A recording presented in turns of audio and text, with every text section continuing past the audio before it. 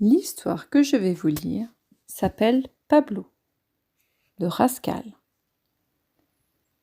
Pablo dort. Chut, c'est la dernière nuit qu'il passe dans son œuf. Le jour s'est levé. Pablo déjeune d'un petit croissant et d'un chocolat chaud. Il prend des forces. Pablo doit sortir de sa coquille.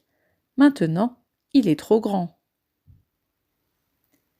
Comme il a un tout petit peu peur, Pablo commence par un tout petit trou. Un tout petit trou, suivi d'un deuxième petit trou. Il regarde à gauche, il regarde à droite. Il regarde en haut, il regarde en bas. Pablo ne veut pas perdre une miette du monde qui l'entoure.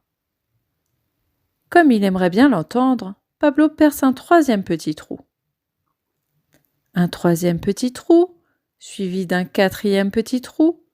Il écoute la mouche qui fait zzz, les corbeaux qui font quoi et le vent qui fait ouh.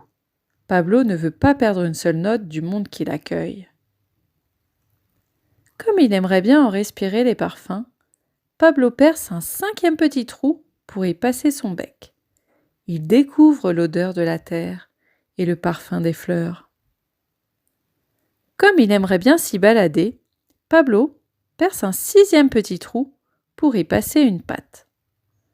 Un sixième petit trou, suivi d'un septième petit trou. Il avance, il recule, il va à gauche, il va à droite. Pablo veut découvrir le vaste monde, bien camper sur ses deux pattes. Comme il aimerait bien voler, Pablo perce un huitième petit trou pour y passer une aile. Un huitième petit trou, suivi d'un neuvième petit trou.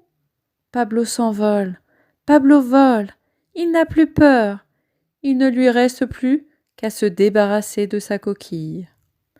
Pablo s'en est quand même gardé un petit bout pour les jours où. Voilà, l'histoire est terminée.